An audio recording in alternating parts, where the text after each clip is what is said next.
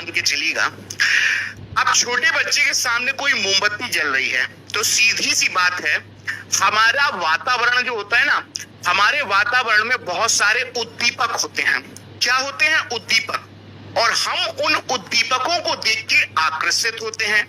उद्दीपक that means stimulus. अब कोई सा भी उद्दीपक हो सकता है हमारे एटमॉस्फेयर में, और उस एक उद्दीपक में मैंने एग्जाम्पल आपके सामने बोला कि एक छोटे बच्चे के सामने एक कैंडल, आपका स्टिमुलस जल रहा है कैंडल, और बच्चा जब उस कैंडल को देखा, जलती हुई मोमबत्ती को देखा, तो वो उसके पास हुआ, आकर्षित हुआ, उसके पास गया। और जैसे ही उसके पास गया, उस स्टिमुलस के पास, तो वो अपना हाथ जैसे ही कैंडल पे रखा, तो कैंडल पे हाथ रखता है, जैसे ही उसका हाथ जलता है, तो वो अपने हाथ को क्या कर लेता है? प्रतिक्रिया क्या व्यक्त करेगा? रिस्पॉन्स क्या करेगा? अपने हाथ को पीछे कर लेगा। बच्चा है क्या? हम भी ऐसे ही हैं, हम लोग का जीवन भी ऐसे ही होता है।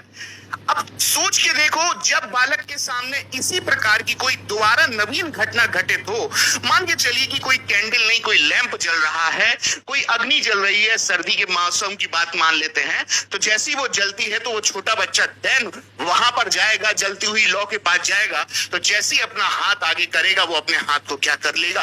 पीछे कर लेगा।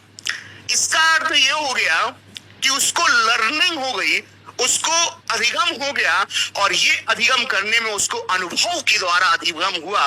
वो समझदारी उसके अंदर आ गई, परिपक्वता उसके अंदर आ गई, और उसने अपने व्यवहार में अपडेट कर लिया, यानी कि परिवर्तन कर लिया कि इस जलती हुई मोमबत्ती को स्पर्श नहीं करना है। यही है अधिगम, यानी कि सीखने सिखाने की प्रोसेस को हम अधिगम के नाम से जानते हैं। और अनुभव, अधिगम को यहाँ पर शाब्दिक अर्थ में व्यक्त करें, यानी कि अधिगम जो है अनुभवों के द्वारा, प्रशिक्षण के द्वारा जो हमारे व्यवहार में परिवर्तन है, और ऐसा परिवर्तन हो, कुछ समय के लिए नहीं, परिवर्तन हो, स्थायी परिवर्तन हो, उस स्थायी परमानेंट परिवर्तन को हम अधिगम के नाम से जानेंगे। अब सर, ये स्थायी परिवर्तन आपने क्या बोला? अरे भाई, आज सीखे कल भूल गए, ये अधिगम नहीं है।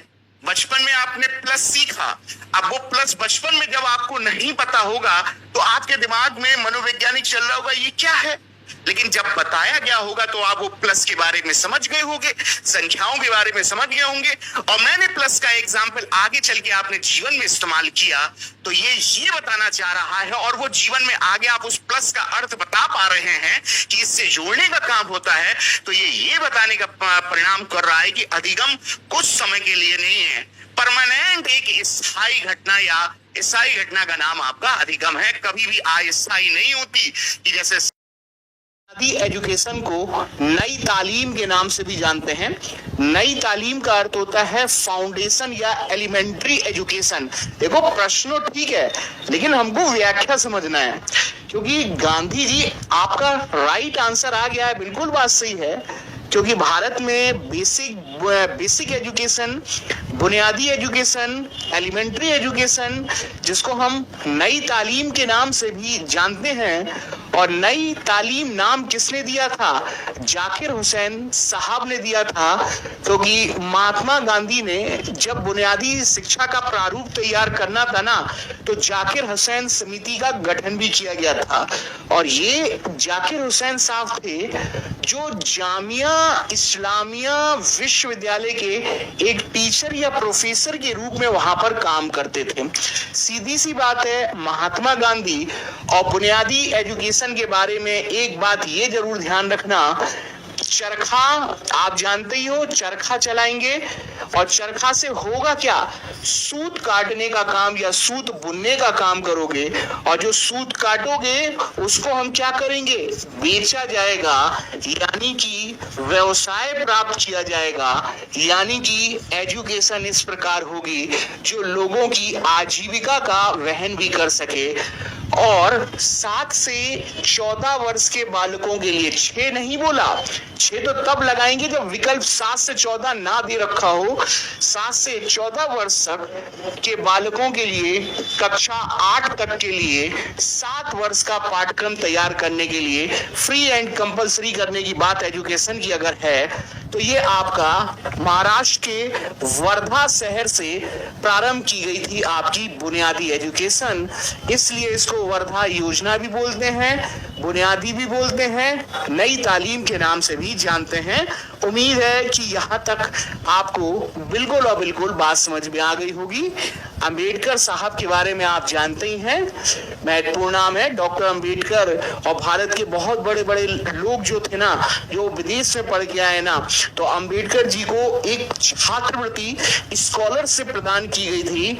आप पढ़े होंगे जीके जीएस, तो आप वहां पे देखिएगा गुजरात में एक रियासत हुआ करती थी जो बड़ौदा रियासत के नाम से जानी जाती थी, और बड़ौदा रियासत के महाराजा सयाजीराव गायकवाड़ हुआ करते थे। कौन? सयाजीराव गायकवाड़। तो सयाजीराव गायकवाड़ ने डॉक्टर अंबेडकर को छात्रवृत्ति या स्कॉलरशिप दी थी, जिसके द्वारा ये विदेश में पढ़ने के लिए गए और कोलंबिया विश्वविद्यालय में पीएचडी की पता नहीं कितनी डिग्रियां हासिल करी, और भारत के पहले व्यक्ति होंगे जिनको डॉक्टर ऑफ साइंस का खिताब अगर किसी को प्राप्त हुआ है भारत की साइड से विदेशों में, तो वो आपके डॉक्टर अंबेडकर साहब थे। इस बात को ध्यान में रखिएगा। यशपाल के बारे में आप जानते हैं कि एजुकेशन किस प्रकार की हो, बस्ते का वजन कम होना चाहिए। लर्निंग विदाउट बर्डन का फॉर्मूला, या बस्ते का वजन कम हो या मोटी मोटी किताबें कभी भी सफलता का पर्याय नहीं होती, और बस्ते का वजन ज्यादा ना हो, औसत 4 किलोग्राम हो, ये आपका यशपाल समिति था। इस बात को ध्यान रखिएगा। और गोखले तो 1910-11 में गोखले बिल लेकर आए थे, जिसको एजुकेशन की हिस्ट्री में गोखले प्रस्ताव के नाम से भी जाना जाता है। प्राथमिक एजुकेशन से रिलेटेड गोखले प्रस्ताव आया था, ध्यान रखिएगा। और गोखले जी सयाजीराव गायकवाड़ से ही प्रभावित थे। उम्मीद कर रहा हूं कि यहां तक खुद को समझने और अपने विचार, संवेग, भावनाओं, अभिप्रेरणा को पहचानने की कौशल इस प्रकार की बुद्धि में शामिल है। बहुत आराम से, तसल्ली से दीजिएगा। भाई संगीत बुद्धि कहां से आ गई? ना तो यहाँ पे हारमोनियम है, ना तो सितार है, ना बैंजो है। गार्डनर ने संगीत बुद्धि अलग बताई है, सुरताल वाली, सारेगामा वाली। ध्यान रखना। अरे कहां से स्थानिक बुद्धि आ गई? गलत है। स्थानिक बुद्धि तो किसी स्थान को भरने से है। अब किसी स्थान पे लंदन जाओगे तो लंदन किसी स्थान पर है, किसी दिशा में है, तो वो स्थानिक बुद्धि है। इस कागज पर रंग से पेंटिंग कर रहे हो, भर रहे हो, ये भी स्थानिक बुद्धि है। दिशा और स्थान से स्थानिक बुद्धि आती है। जबकि यहाँ पर तो खुद को जानने समझने की बात की गई है। इसलिए मैं चाहूंगा आप सी विकल्प लगा लेंगे तो बिल्कुल सही है, क्योंकि सी विकल्प अगर किसी से है तो स्वयं से संबंधित है, और स्वयं के लिए हमेशा अंतरा व्यक्ति बुद्धि का इस्तेमाल किया जाता है। अंग्रेजी में जरूर ध्यान रखिएगा, इसको हम इंट्रा पर्सनल के नाम से जानते हैं। कभी कभार आप अकेले में बैठकर अपना आप मूल्यांकन करते हैं, कभी कभार आप अकेले में बैठकर अपने बारे में सोचते हैं, अपने इमोशंस, अपने भाव को जानते हैं। और जब आप अकेले में, जैसे गौतम बुद्ध है, वर्तमान महावीर हैं, बड़े बड़े विद्वान घर को छोड़कर ज्ञान प्राप्त करने के लिए चट्टान गुफा में बैठकर संत साधना जब करते थे ना, तो स्वयं में अपने आप को ज्ञान प्राप्ति की बात करते थे। अपने आप को जानना और समझना इंट्रा पर्सनल इंटेलिजेंस के नाम से जाना जाएगा। और इंट्रा पर्सनल के लिए अंतरा व्यक्ति शब्द आएगा, और ये केवल और केवल दूसरे से संबंधित नहीं है, ये अपने आप को जानने से, समझने से रिलेटेड है। और देखो कितना मामला गड़बड़ा जाएगा। यहाँ पे अगर एक डंडा हटा दिया जाए तो ये अंतर व्यक्तिक हो जाएगा, और जब अंतर व्यक्तिक हो जाएगा तो ये स्वयं से नहीं, दूसरे को जानने से, समझने से हो जाएगा। यहाँ तक आप